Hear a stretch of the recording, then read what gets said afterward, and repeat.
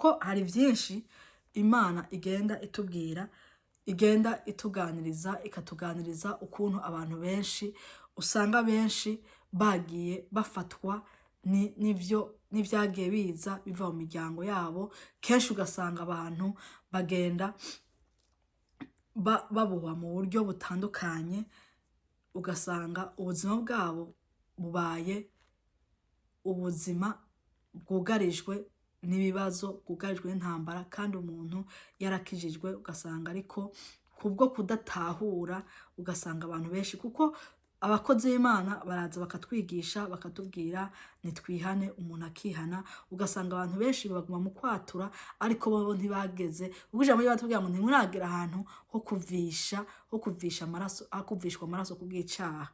Rero ntaragera ahantu wumva ko muri wewe wakumva yuko kuvisha amaraso sugira ngo wiyice ngo wivishe amaraso, ari ukumva ko ufashe umwanya wo kuba imbere y'Imana, ubabajwe n'agahinda, ufite agahinda kubw'icaha wakoze. Rero tumenye yuko ibikorwa byose byakozwe mu isi y'umwiza, ibyo bikorwa bigakorwa, tumenye yuko biguma bidukurikirana, kandi bigakurikirana n'abana bacu, bigakurikirana n'imiryango. Kenshi ukazosanga mu ubuzima bwawe bubamwe ibintu bidasobanutse, kandi ugasanga mu buzima bwawe kenshi ugenda uhura n'abantu bo kukwicira ahubwo gufasha kugira ngo ubuzima bwawe bupfe. Turazi neza yuko iyo umuntu akijijwe, Imana igenda imworiyana ikabamuha abantu bazima bo kumufasha mu buzima bwiwe kugira ngo ubuzima bwiwe burokoke. Ariko igihe ukiri mu isi y'umwiza, ukiri mu mwijima, ahubwo Satani aguma kurungikira abantu bo kuza kugufasha kuyovya ubuzima bwawe. Ubuzima bwawe bukaguma ahantu ho guma buyoba, ariko ntibwigere bugera ahantu ho gutera imbere mu buzima bwawe. Kubera iki? Kubera ubuzima bwawe bugifungiwe mu isi y'umwijima, kuvyo imiryango kenshi yagenda ikora. Hari imiryango kenshi yagiye mu byo guterekera, abandi bagenda bagihora ibintu by'ubupfumu bapfumura, abandi bagenda bakora baja mu bupfumu, abandi bagenda baraguza bakora ibiki. Bijya byose bakoze bigenda bikwirikirana imiryango. Rero muri ico gihe iyo uvuyemo ugakizwa, ntukizwe neza, ibyo byose bituma bya bindi bikwika, kuko bituma yuko ukwiye gucagagura imigozi. Kuko harimo abantu bakizwa bakaza kwinyegeza bataje gukizwa, harimo abaza gukizwa nabo ntibamenye ukuntu bakizwa kuko batarose abantu bashobora kubibafashamwo. Nturonke umuntu ashobora kubikurongoramwo abigufashemwo, ariko ari muri mwemu yera ari kwa murongora. Bisaba rero ko uronka umuntu abigufashamwo ukuntu ukwiye gutandukana navyo. Ariko muri iki gihe twagiye turonka abantu benshi bavuga ngo bakora bidufashamwo, ariko akadufasha mu nzira itariyo. Kuko umuntu azoguma kuvuga ngo kwagufasha agusenga, ahubwo kugufasha kugusenga, kuko bya bindi bikugarukako. Ahubwo igice gufasha no kugufasha ahubwo gutandukana navyo. Gutandukana navyo n'ibisikindi nukuva muri za kamere, kuko turaza abantu benshi bakora amasengesho, turaza abantu benshi mu bicaniro ariko batigeze bahinduka, bagifite za kamere, bagikora bya kandi gushikana kino gihe bazi kwijura ari ryabo, ariko batazigazi bahura n'akana gatoya. Abantu arimo bentu benshi basaziye mu gukizwa ariko batigeze bakizwa. Kuko ijambo ry'Imana ririkwije, ijambo ry'Imana nibwo buhanuzi. Ijambo ry'Imana tubwira ngo mubanze murondere iby'ubwami bw'Imana, ngo iby'ubwami bw'Imana no gukiranuka rwose, ngo ibisigaye muzovyongerwa. Ariko turazi muri kino gihe abantu benshi twirukira muri bino byo mu isi, kandi ibi byo mu isi tuzi yuko numara gupfa ubisiga, ukabisiga bigasigara biribwa n'utazokwigera agushimira ngo waramukubokeye canke waragizene. Ariko ugasanga turiko twirukanga turondera ibyo mu isi bigiye gushirana navyo, ariko akutangwa kurondera ivy'ubwami bw'Imana.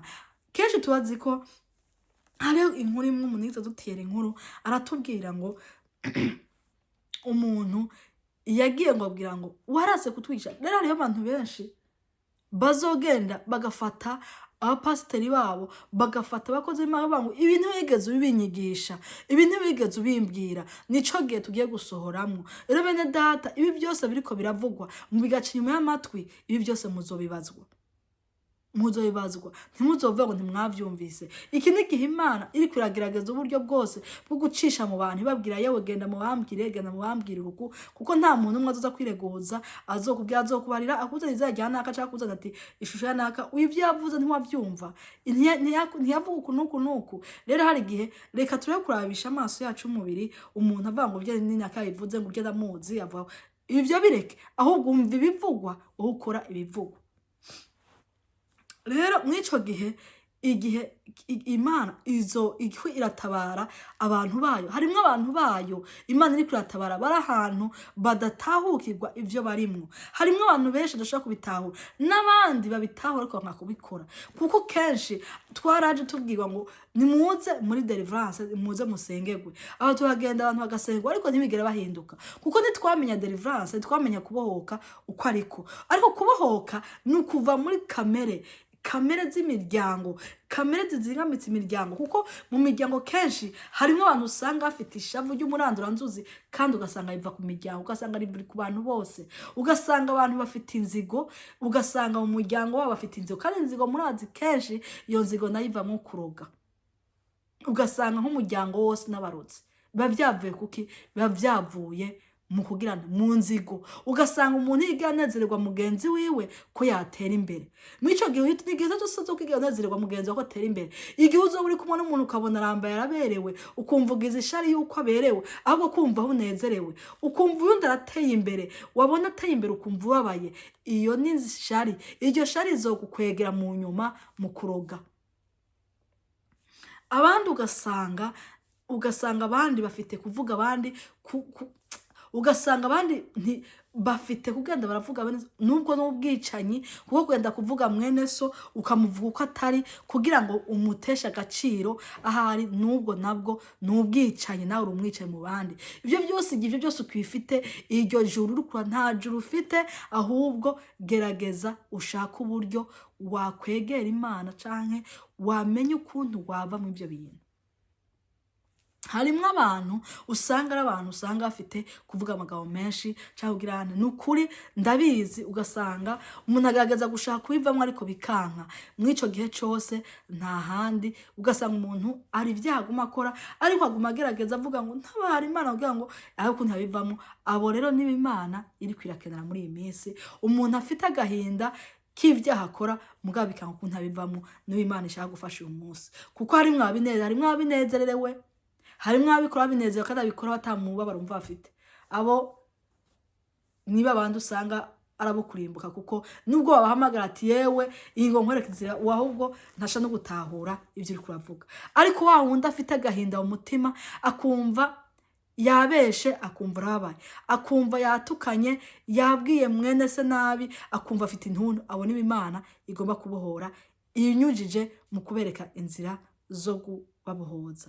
Rero muri ico gihe uwumva afite ico kibazo nukutwandika muri commentaire, hama dushiremo igihe cyo gufashanya gusenga. Gusenga so kuvuga ngo dusenga amasengesho menshi tuvuye ngo urumva ngo tuboya, nukubereka inzira yuko umuntu akwiye kubohoka niyo nzira, kuko turazi twarasenze amasengesho menshi, twarasengwa amasengesho menshi, ariko vyaranse kuduheramo.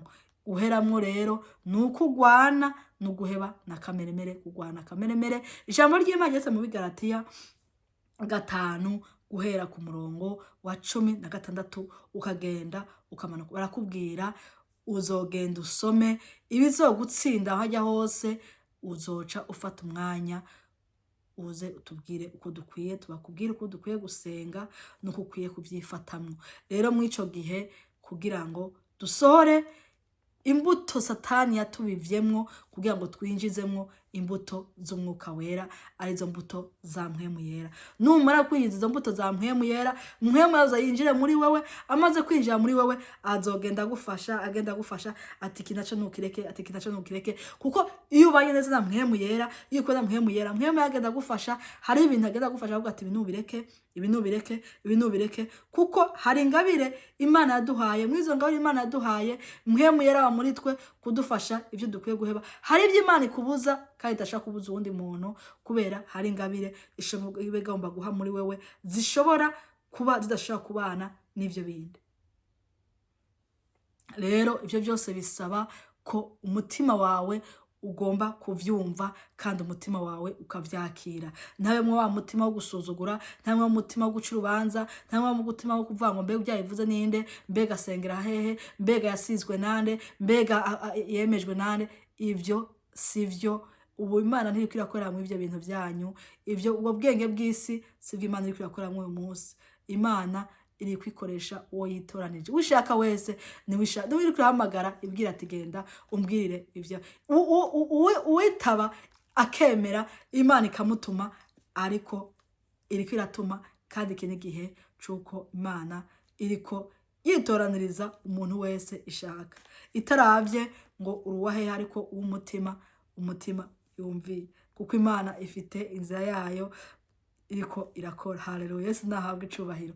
Rero bene data nuko dukwiye kudafata umwanya wo gusamara mu byo dusamazwa bitagira ikimazi, kuko tuzi ko benshi bariko barasamazwa bagasamazwa n'amadini, kuko idini nta juru rizojamwo.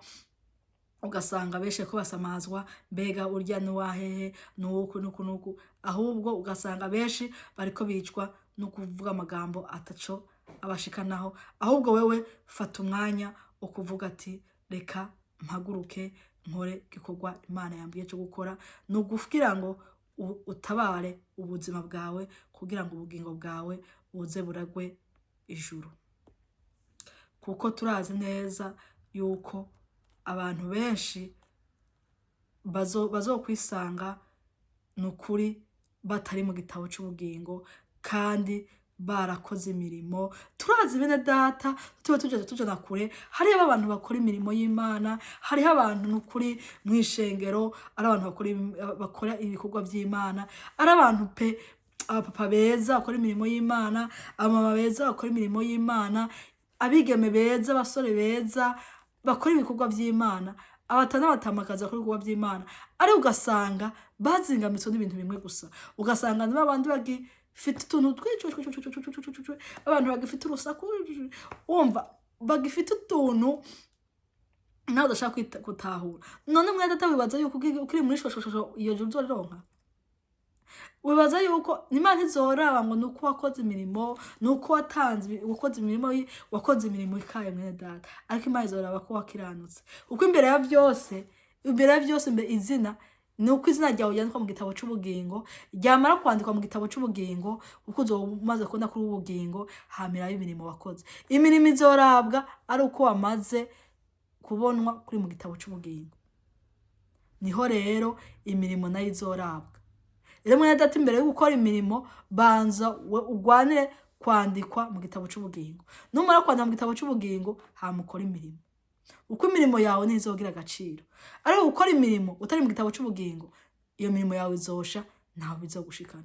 Uzoyijana he? Kuko ntuzwi ntabwo izajya ujyaze mu gitabo c'ubugingo.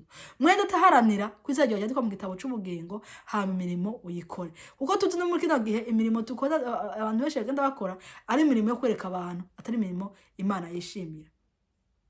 Nugira ngo nkore itora imenye ko je nkora. Nugira ngo nkore hari amenye ko nakoze. Iyo si Imana, iyo mesi ya mirimo Imana ishaka. Imana ishaka imirimo ikorwa mu ibanga yo kumenywa n'Imana nawe wayikoze n'uwayikorewe. Iyo niyo mirimo Imana ishaka. Kandi iyo niyo mirimo. Ivyo rero byose bikorwa mu gihe wamaze gutandukana ibyo byose, kuko mpwemu yera ni wakurongora muri ico gihe. Kuko utarongora mpwemu yera urongora kamere. Kamere yizo kurongora ikubwira ngo kora bana ka bakubone ko wakoze. Kora hariya mwishinga mye ko wakoze. Ico gihe rero ntabwo Imana izomenya, ntabwo Imana ikuzi. Rero mwene data reka duharanire kumenywa n'Imana, ntiduharanire kumenywa n'abantu. Kuko abantu nabo batumiye nta bazodushikana, nta bazotujana, kuko abantu bobo nabo bwabo nta bazoje. Rero reka duharanire kwemerwa n'Imana, duharanire kwemerwa n'ijuru, kugira ngo tuzotubane nawe mubwawe bwo mwijuru. Imana yo mwijuru rero baho umugisha. Turahamagarira rero abantu bose mwamara kumva ijambo ry'Imana, abantu mwese mwumva bufita ibyo byo twagiye tuvuga, tuzoga tuvyagura mu buryo butandukanye, tuzoba tubwagura. Tuzosoma iri jambo ry'Imana, abandi musome muri Kuvayo, muri birya vyagezwe 20, hariho ijambo ry'Imana hano, reka tubasome kugira muzo harabe. Hano havuga ngo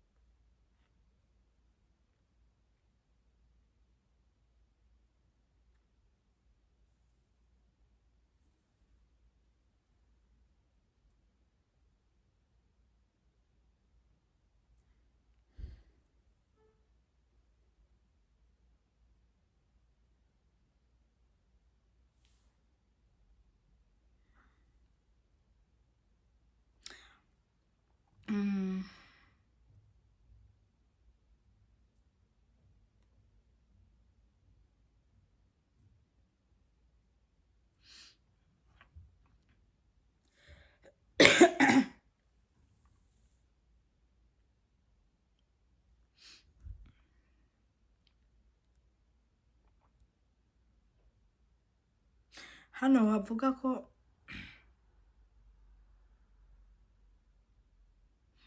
ntukibaze igishushanyo canke gisa n'ishusho y'ikintu na kimwe kiri hejuru mu ijuru canke hasi kw'isi canke amazi yo mu biyaga.